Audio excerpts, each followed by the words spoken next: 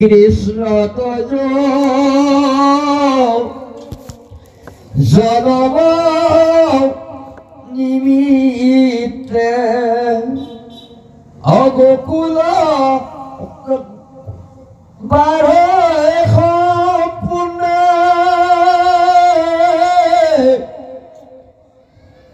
এরাম লক্ষ্মী সাক্ষাতে বরজত বনসন্ত সুখে আশ্রয় জলে তোমা দেখে প্রাণ হুম্পি গো পিছয় অসাই ফুরুদ খুদিখ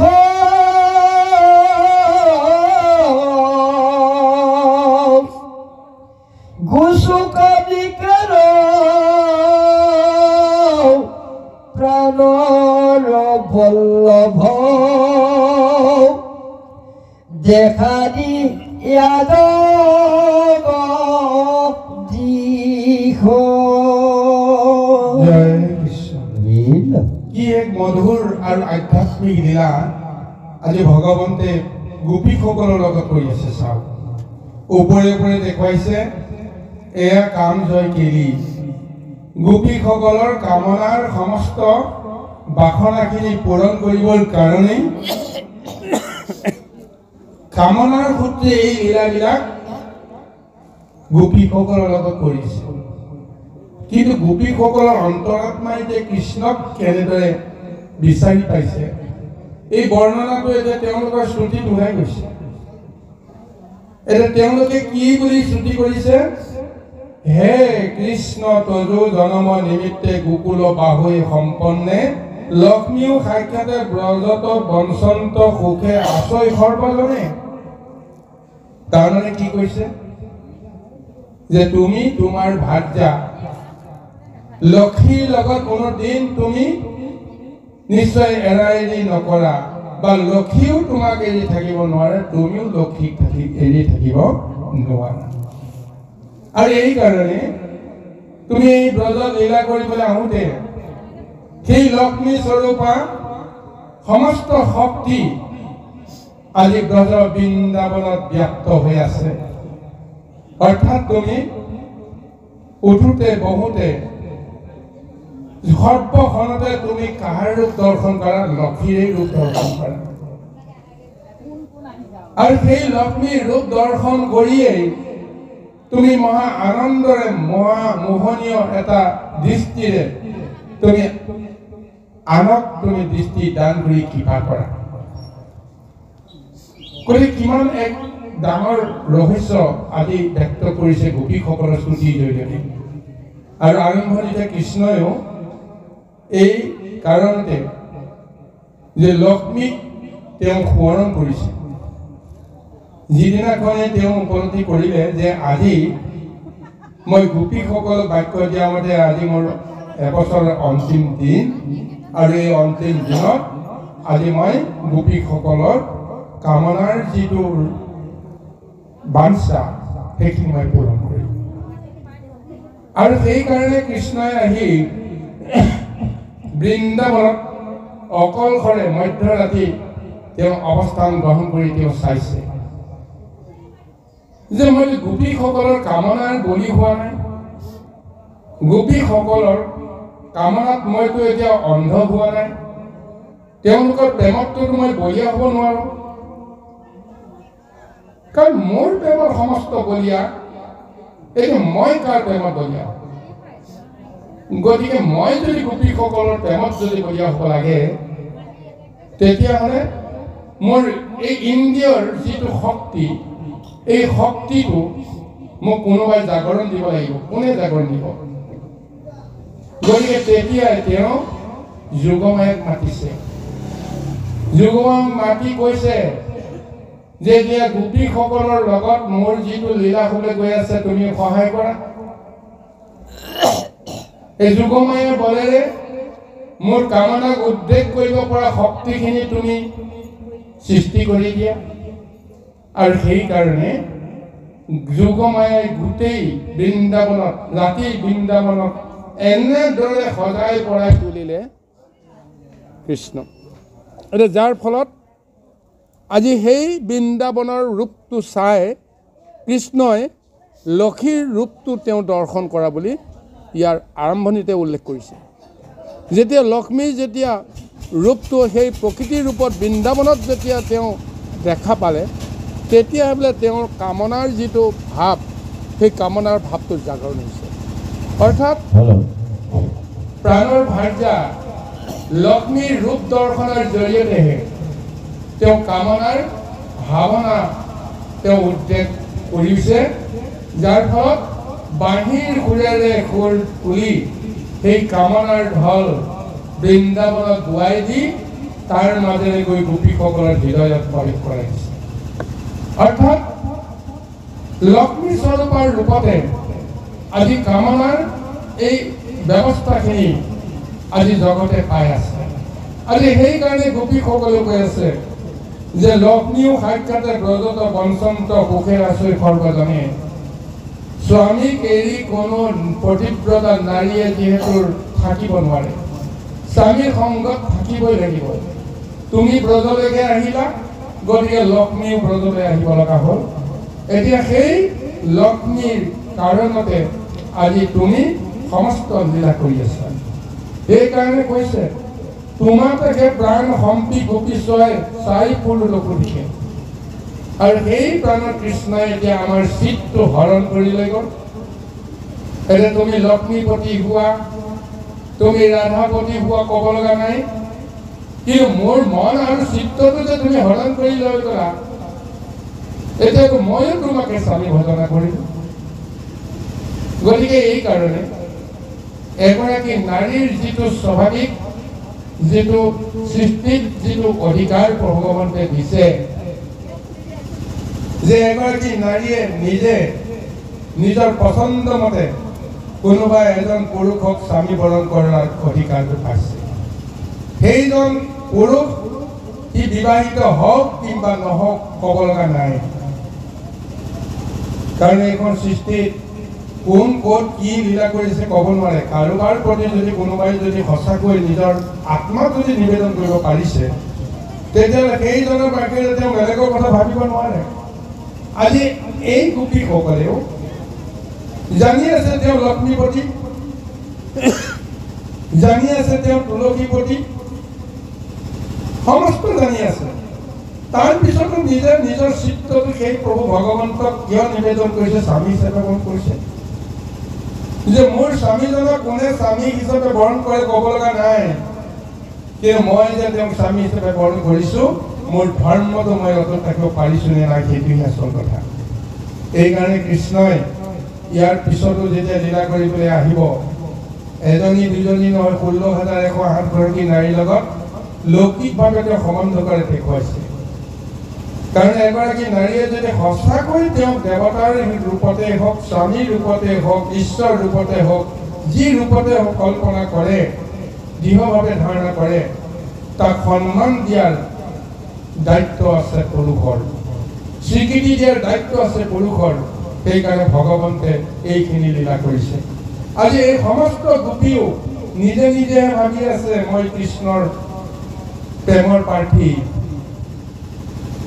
কিন্তু বাকী সমস্তও যে আহি আছে একেলগে 1600 গোপী এতিয়া একলগ হৈছে কিন্তু আজি যদি সঁচাকৈ ইয়াত যদি বিষয় যদি জড়িত হৈ থাকিলেহেঁতেন আত্মকেন্দ্ৰিক ভাৱনাবিলাক যদি আহিলেহেঁতেন ইগৰাকী গোপীয়ে সিগৰাকী গোপী কেতিয়াও চাব নোৱাৰিলেহেঁতেন কথা পাতিব নোৱাৰিলেহেঁতেন সতিনীৰ ভাৱনাত তেওঁলোক পৰস্পৰে পৰস্পৰ শত্ৰুত পৰিণত হ'লহেঁতেন কিন্তু এতিয়া সেই ভাৱনাটো নাই পৰস্পৰে পৰস্পৰৰ লগত সখিত্ব বা বন্ধুত্ব ভাৱনাটোহে গঢ়ি উঠিছে তুমি যদি কৃষ্ণক ভাল পোৱা মই যদি কৃষ্ণক ভাল পোৱা পাওঁ তেতিয়াহ'লে তোমাৰ আৰু মোৰ মাজত কি সম্বন্ধ হ'ব লাগিব এই বন্ধুত্ব বা সখিত্বৰ ভাৱনাটোহে আজি গোপীসকলৰ মনত আছে আৰু সেইকাৰণে এতিয়া এই কৃষ্ণক এতিয়া লক্ষ্মীপতি বুলি সম্বোধন কৰোঁতেও গোপীসকলৰ অন্তৰাত্মাই স্বীকাৰ কৰিছে যে এই ৰূপে তেওঁ ক'লে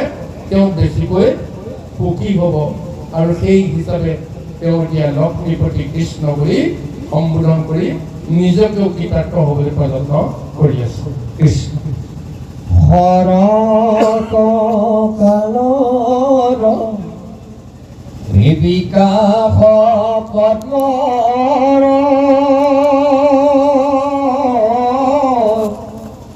উদৰৰ শ্ৰীকন্দিনে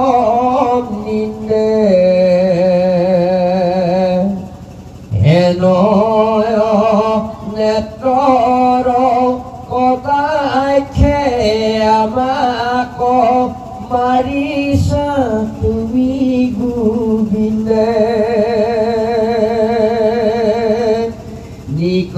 নিকলিলাদা নিষ্কিনিলাদাখি ভজিলো ভয়াখি গীততে হুয়া দগধ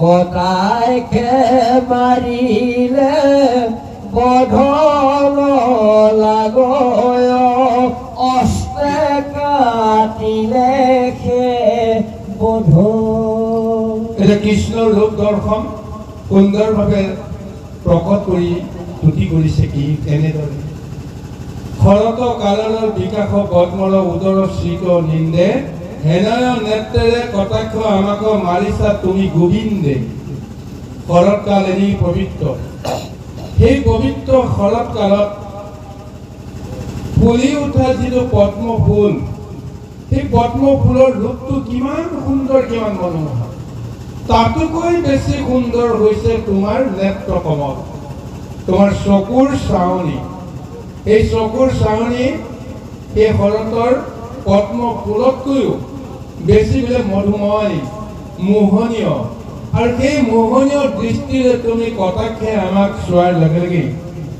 আমাৰ মন চিত্ত তুমি সমস্ত হৰণ কৰি লৈ গলা যাৰ ফলত এতিয়া আমি তোমাৰ দাসৰ দাসী হিচাপে আমি নিজে আজি তোমাৰ সেৱাত মগ্ন হৈছো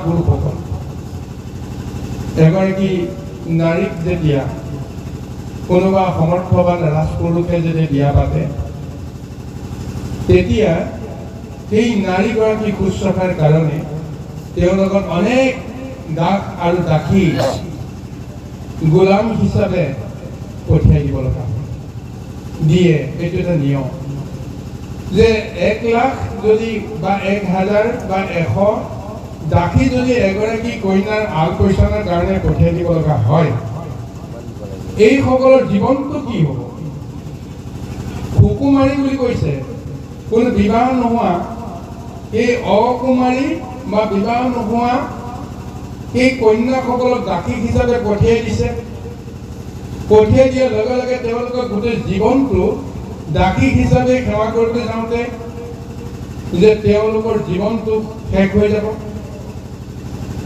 আৰু সেই দাসীসকলক আচলতে কাক সমৰ্পণ কৰিছে যিজনক নিজৰ কন্যাগৰাকী সমৰ্পণ কৰিছে প্ৰকৃতাৰ্থ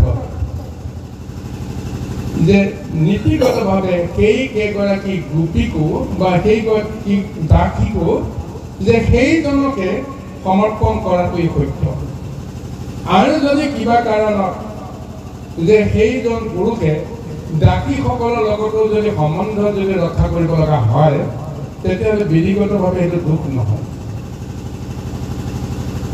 কাৰণ সেই কেইগৰাকী দাসীৰো পৰিচালকজন কোনজন হ'ব যে এইজনে হ'ব ভগৱন্তৰ লগত থকাজন হয় এতিয়া ধৰক কৃষ্ণক এতিয়া ধৰক লক্ষী হিচাপে তেওঁ ভাৰ্যা হিচাপে তেওঁ গ্ৰহণ কৰিলে হয়নে এতিয়া লক্ষীৰ যদি খেদিকা হিচাপে গোপীসকলে নিজক নিজে দাসী হিচাপে মানে স্বীকাৰ কৰি তেওঁৰ লগতে যদি থাকে তেতিয়া সেই দাসীসকলে স্বামী হিচাপে কাক গণ্য কৰিব এই লক্ষ্মীপতি কৃষ্ণকে কৰিব নালাগিব জানো হয় গতিকে সেই মৰ্যাদাৰে এতিয়া তেওঁ যদি বিচাৰে বাকী সমস্ত গোপীসকলেও বা দাসীসকলেও সংগদান দিব লগা এটা নীতি আমি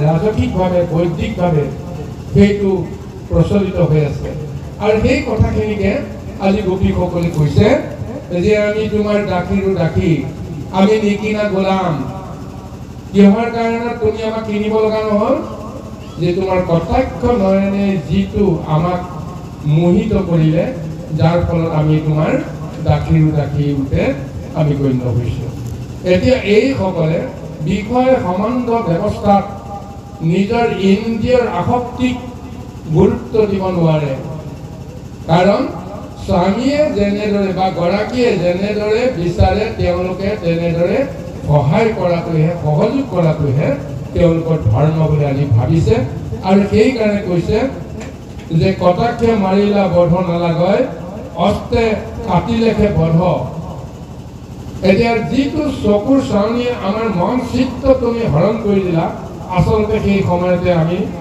তোমাৰ কটাক্ষ নয়নত আমি বধ হৈ গ'ল যে জীৱবধ মহাপাপ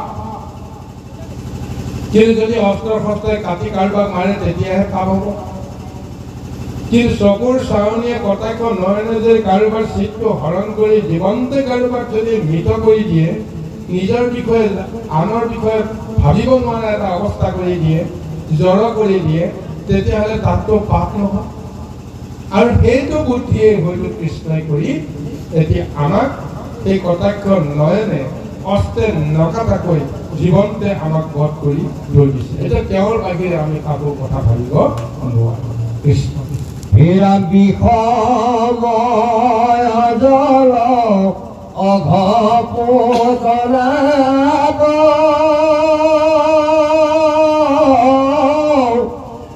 ৰাখিলা বিস্তৃত হলতে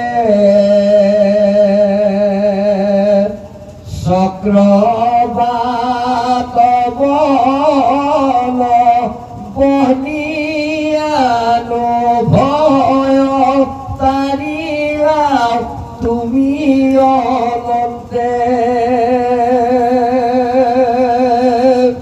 আবে তুমি কেনে মদন ৰহাতে আমাক মৰাবা স্বামী তোমাৰ চৰণ যেবে দেখা পাওঁ পুনৰ পিজিও আমি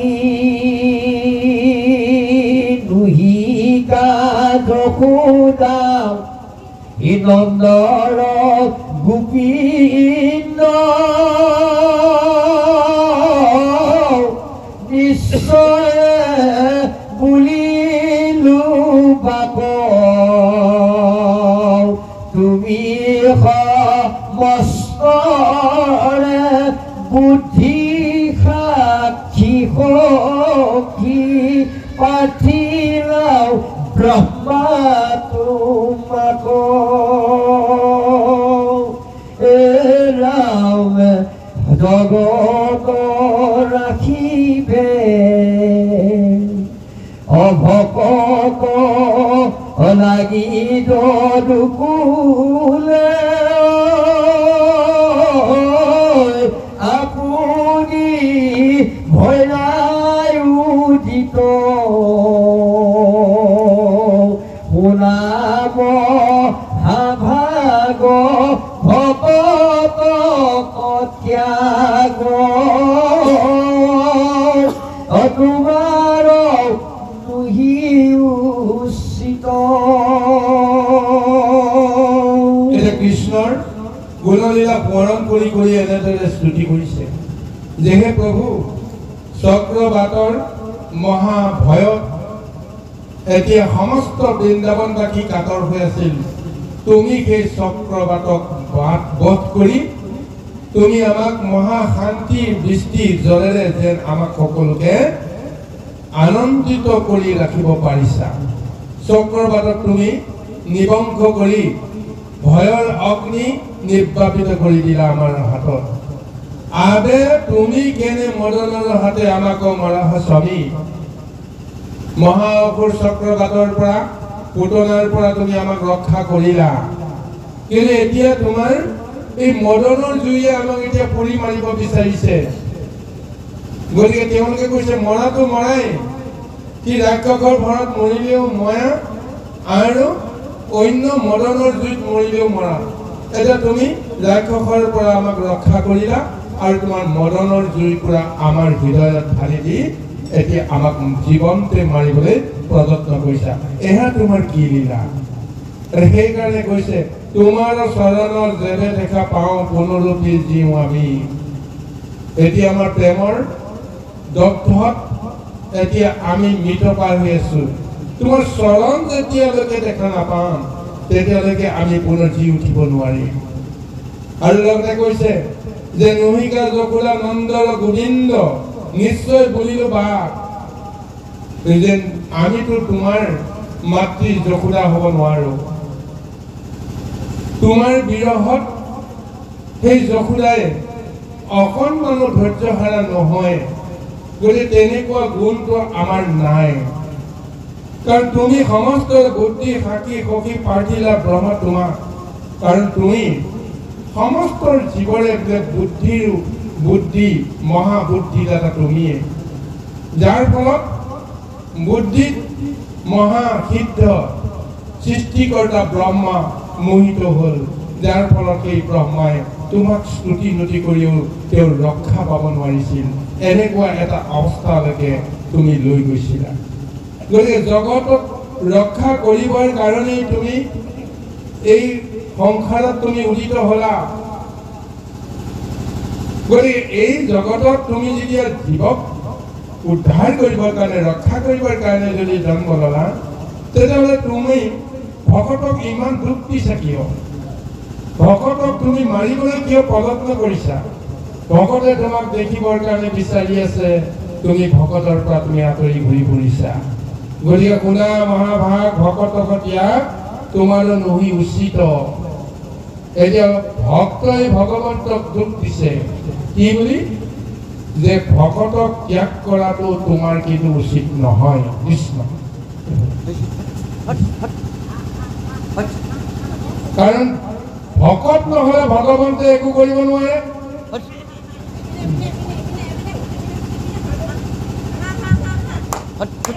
আপুনি আগবাঢ়ক, আপুনি আঁতৰাই দিয়ক। আপুনি ইফালে আহক নহ'লে।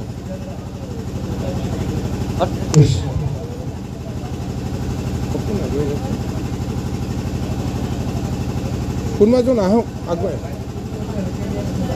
আহক, প্ৰভু আহক, আপুনি একো নহয়।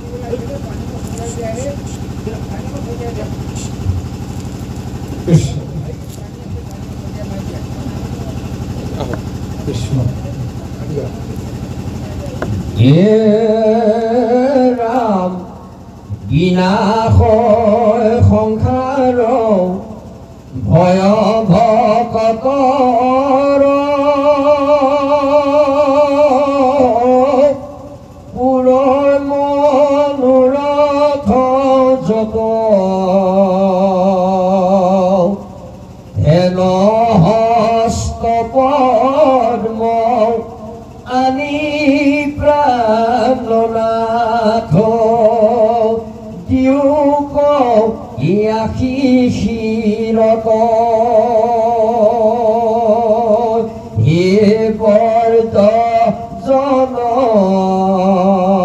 দুখহাৰি হৰি আমি কিংকৰি ভজ মোহন হখিত কটাক্ষ সহিত অদেখায়ো মুখ পংকজ সমস্ত প্ৰা কালিৰ পাপ ৰজিটো আছিল কালিৰ ফলে কামক মদিয়া হেৰ পাদ পদ্ম অৰ্পিও আমাৰ স্তনে। যি প্ৰভু ভগৱন্তই নিজৰ এই হস্ত পদ্মে সমস্ত সংসাৰক বিনাশো কৰিব পাৰে আৰু যি প্ৰভু ভগৱন্তৰ সেই হস্ত পদ্মই সমস্ত ভকতৰ ভয় নিবাৰণ কৰি মনোৰথ পূৰণ কৰিব পাৰে, সেই হস্ত পদ্ম হে প্ৰভু তুমি আমাৰ শিৰত দি আমাক তুমি কৃপা কৰা। হে ব্ৰজনাথ, হে ব্ৰজজন, তুমি সমস্ত সংসাৰৰ তুমি দুখ হাৰি আমি ইমান দুখত আমি তোমাক আজি ভজনা কৰিছো। তোমাৰ মোহনৰ হাঁহিত, তোমাৰ কটক্ষ নয়নত, তোমাৰ মুখ পংকজৰ যিটো মধুমৰ চাউনিত আমি এতিয়া মৃতপ্ৰায় হৈ আছো। তুমি তোমাৰ এই হস্ত পদ্ম আমাৰ শিৰত দি তুমি আমাক আনন্দিত কৰা। সমস্ত প্ৰাণীৰ পাপ হৰণকাৰীজন তুমি এদিন সেই কালিৰ ফণাত তুমি উঠি মহাকালীক তুমি দমন কৰি যি তাণ্ডৱ কৰিলা, মহাশত্ৰু মহাৰিপু দমনকাৰী তুমি, এটা তুমি কামক মৰ্দন কৰি আছা। এতিয়া আমি কামাতুৰ হৈ আছো, অথচ তুমি কামক তুমি জয় কৰি আছা। ভগৱন্তে যে আজি এই ৰাসক্ৰিয়া কৰিছে আৰু ৰাসক্ৰিয়াৰ আচল যিটো নামাকৰণ কি বুলি কৈছে, কাম জয় কেলি। এতিয়া এই কাম জয় কেলি বুলি কওঁতে কাৰ কাম কোনে জয় কৰিছে? এতিয়া গোপীসকলে কামনাৰ তপ্ত হৈ আছে, কিন্তু কৃষ্ণই কামনা তপ্ত হৈ পৰা নাই। কৃষ্ণৰ অন্তৰাত্মাটো মনুষ্যৰ জ্ঞান আৰু ধাৰণাৰে তেওঁ কাম ক্ৰোধ লোভ মোহ এই ৰিপু সমস্তৰ আসক্তি তেওঁ আছে, কামনা বাসনা তেওঁ আছে, কিন্তু এই কামনা বাসনা নিজৰ মাজতে তেওঁ দমন কৰি আছে, শক্তিবিলাকক তেওঁ নিয়ন্ত্ৰণ কৰি আছে। যিয়ে নিয়ন্ত্ৰণ কৰিব নোৱাৰে, কাৰোবাৰ ৰূপত মোহিত হৈ কামনা তপ্ত হৈ কি কৰিব পাৰে তেওঁ ক'ব নোৱাৰে, কিন্তু যিজনে নিজৰ কাম শক্তিক জয় কৰি ৰাখিব পাৰিছে, নিজৰ ইচ্ছামতে সেই শক্তিক প্ৰয়োগ কৰিছে। কেতিয়াও নিজকে নিয়ন্ত্ৰণহীন কৰিব নোৱাৰে, নিয়ন্ত্ৰণত ৰাখিহে কৰ্ম কৰাৰ কাৰণত আজি কামনাৰ এই খেলাখনত ভগৱন্তে নিজকে জয় কৰিব পাৰিছে কাৰণে এয়া হৈছে কামনাৰ বা কাম জয় কেলি। আৰু এই কাম জয় কেৱল কৃষ্ণহে কৰিব পাৰিছে, গোপীসকলে কৰিব পৰা নাই কাৰণে এতিয়া উন্মুক্ত হৈছে। এতিয়া কৃষ্ণক নিবেদন কৰিছে, কি বুলি নিবেদন কৰিছে? যে মধুৰ বচনে অধৰা অমৃতে আমাকো জীয়াকো আখি, তজু কথামিতে দগ্ধকো জীয়াই শ্ৰৱণে কৰে মুকুতি। আৰু লগতে কৈছে যে কামক মৰ্দিয়া হেন পাৰ পদ্ম অৰ্পিও আমাৰ স্তনে, পংকজ লোচন দেখায়ো তোমাৰ মৰু হেৰা তাকি হবে। এতিয়া আমাৰ দেহত কামনা উদ্বেগকাৰী যিকেইটা অংগ, সেই অংগত যেতিয়া স্পৰ্শ হৈ যায় লগে লগে সেই কামনাৰ পৰিতৃপ্তি এটা পাই যায়। এইকাৰণে কৃষ্ণক তেওঁলোকে নিবেদন কৰিছে যে আমাৰ কামনাৰ উদ্বেগকাৰী সেই অংগবিলাক তোমাৰ হাতৰ স্পৰ্শই যেন আমাক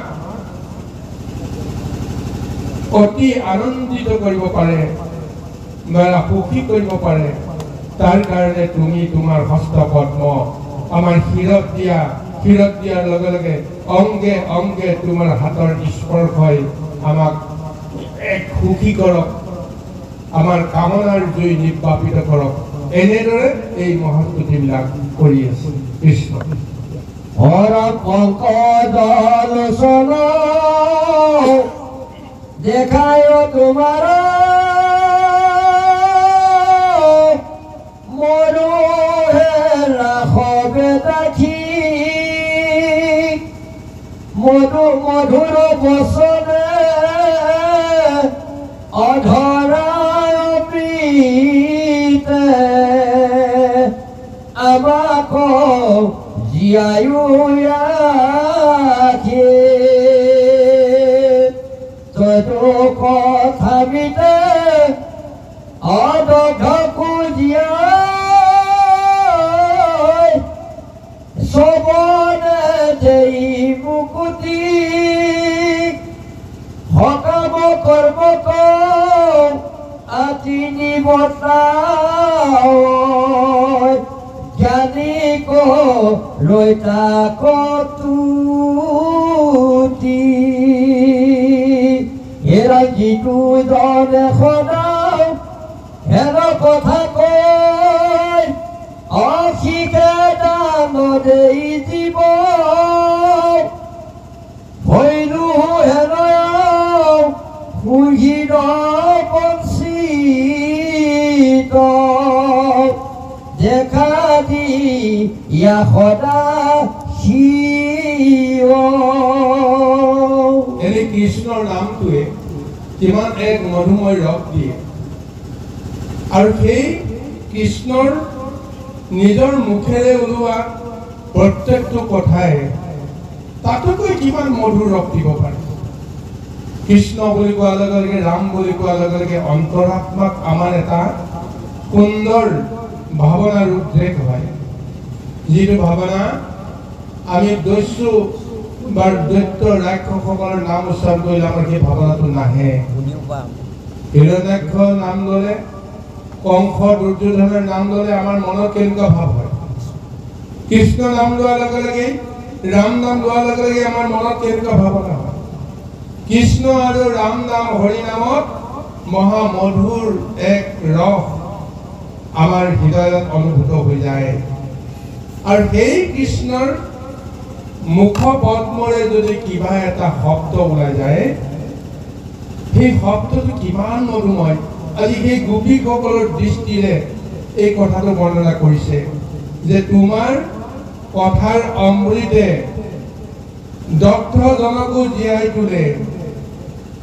তোমাৰ সেই কথা শুনাৰ লগে লগে মহাপাপীও বোলে মুক্তি পাই যায়।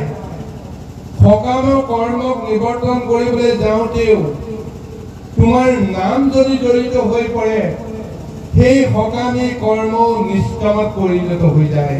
কিমান এক ডাঙৰ ৰহস্য কথা। ঈশ্বৰৰ নামত আমি যি নকৰোঁ কিয় সেই নিষ্কাম হৈ যায়। আমি গৃহত সকামী কৰ্মৰে সমস্ত ধৰ্ম আচৰণ কৰিবলৈ সদায় যত্ন কৰোঁ, কিন্তু সেই সকামী কৰ্মবিলাককো যদি ঈশ্বৰক সমৰ্পণ কৰোঁ, তেতিয়া সেই সকামতো আমাৰ আসক্তি নাথাকে, সেই ঈশ্বৰৰ কৰ্মত পৰিণত হয়। আৰু নীতিগতভাৱে আমি সেই কৰ্মখিনি সদায় কৰিবলৈ আমি বাধ্য হওঁ, যদিও আমি কিন্তু পাহৰি যাওঁ যে সেয়া আচলতে সকামৰ পৰা নিষ্কাম হোৱা ব্যৱস্থা ভগৱন্তে আমাক দিছে। সেই কৰ্ম আমি সদায় কৰি আছোঁ, কিন্তু আমি নিজকে বুজিব নোৱাৰা কাৰণত সেই কৰ্মৰ মতে আমি ধৰ্ম ৰক্ষা কৰিব নোৱাৰোঁ কাৰণে তাৰ ফলটো আমি নাপাওঁ। চাওকচোন বাৰু, আমি যেতিয়া পথাৰত যেতিয়া ধানৰ বীজকেইটা সিঁচিবলৈ যাওঁ, প্ৰথম দিনাখন সিঁচিবলৈ যাওঁতে আমি কি কৰোঁ? ধূপ ধূনা লৈ যাওঁ, তামোল পাণ লৈ যাওঁ, চাকি বন্তি লৈ যাওঁ। ঈশ্বৰৰ নামত আমি সেইখিনি আমি কি কৰোঁ? ধুনীয়াকৈ আমি জ্বলাওঁ, ভগৱন্তৰ নাম লওঁ, আৰু তাৰপিছত ভগৱন্তৰ নামত গুৰু দেউ নাম ভকত বুলি 4 মুঠি বীজ আমি সিঁচি দিওঁ বাওঁ হাতেৰে। কিয় একেলগে গোটেইখিনি বীজ আমি কিয় খিচি নিদিওঁ? 4 মুঠি যে প্ৰথমতে এমুঠা এমুঠাকৈ যে খিচি দিওঁ, কাৰ কাৰণে? সেই কৰ্মটোৱে হৈছে নিৰ্গুণ কৰ্ম, সেই কৰ্মটোৱে হৈছে নিষ্কাম কৰ্ম। আমি সেই কৰ্মখিনি আমি কাৰ কাৰণে কৰোঁ? 4 মুঠি জীৱৰ কাৰণতে আমি সেই কৃষি কাৰ্যৰ শুভাৰম্ভ কৰোঁ। ঈশ্বৰৰ নামক ধ্যাই এগছি বন্তি জ্বলাই ধূপ ধূনাৰে আমি সেৱা কৰি আমি গুৰুদেৱ নাম ভকত 4 মুঠি গুৰুদেৱ নাম ভকত বা উৰণ পুৰণ গজন ভ্ৰমণ 4 মুঠি জীৱৰ কাৰণত আমি সেই কৃষি কাৰ্য সম্পাদন কৰিবলৈ আগবাঢ়ো। তিনি সিমানতে শেষ। তাৰপিছত আমাৰ আৰু কৰিব লগা সেই সকলৰ কাৰণত আমি পাহৰি যাওঁ। খেতি টুকুৰা মোৰ বুলি মই অহংকাৰ কৰোঁ, মই কৰিছোঁ বুলি অহংকাৰ কৰোঁ আৰু হিচাপ কৰোঁ এইখিনি খেতি কৰিলে মই কিমান উৎপাদন পাম ইত্যাদি ইত্যাদি আগতীয়াকৈ গোটেই চিন্তা কৰোঁতে কি হয়? নিষ্কামী কৰ্মটো সকামলৈ ঘূৰি আহে। যাৰ ফলত আমি সেই কৰ্মটো কৰিবলৈ যাওঁতে শাৰীৰিক, মানসিক, আৰ্থিক সমস্ত দিশতে আমি জুৰুলা হৈ পৰিব লগা হৈ যায়। আৰু যিখিনি আমি পাওঁ সেইখিনি নিজৰ বুলি কোৱাৰ লগে লগেই আমাৰ মন আৰু বুদ্ধিও তাৰ মাজতে নিমজ্জিত হৈ থকাৰ কাৰণে কৰ্মৰ যিটো আনন্দ, সেই আনন্দটো আমি উপভোগ কৰিব নোৱাৰোঁ। আমি যিখিনি পাওঁ আমি হিচাপ কৰি চাওঁ যে মোৰ লোকচান হ'ল, বা মনত এনেকুৱা এটা ভাৱ আহে যে ইয়াতকৈও হয়তো আমি বেছিকৈ পালোহেঁতেন বা পাব লগা আছে। ঠিক এনেদৰে আমি কেৱল বিষয় আকাংক্ষাত আমি অশান্তিত আমি কৰ্মৰ মাজত আমি জড়িত হ'ব লগা হওঁ।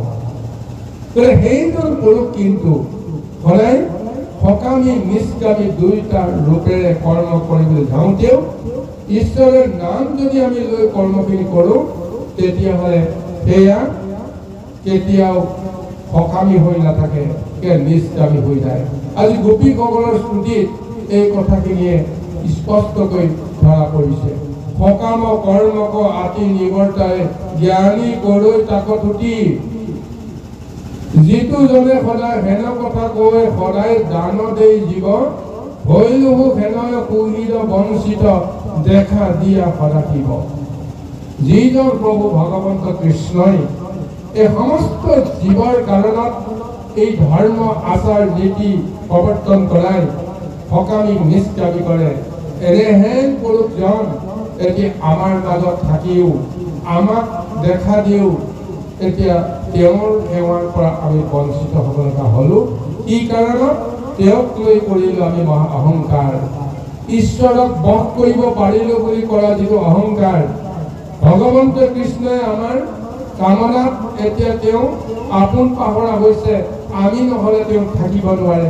এনেকুৱা এক অহংকাৰ কৰাৰ কাৰণত আজি তোমাৰ সেৱাৰ পৰা আমি বঞ্চিত হ'লোঁ। হে প্ৰভু, কোন শত সহস্ৰ অপৰাধ তুমি মাৰ্জনা কৰা আৰু তোমাৰ গুণ লীলা তত্ত্বই আমি যি বুজিলোঁ, এতিয়া আমাৰ মনৰ পৰা সেই সমস্ত পাপবোধবিলাক তুমি আঁতৰাই দিয়া। ইয়াৰ বাহিৰে আমাৰ কোনো তৰণৰ উপায় নাই। এনেদৰে আজি গোপীসকলে কৃষ্ণৰ চৰণত মহা আধ্যাত্মিক জ্ঞান আৰু তত্ত্বৰে ৰহস্যৰে আজি কৃষ্ণক মহাস্তুতি কৰি গৈছে। কৃষ্ণ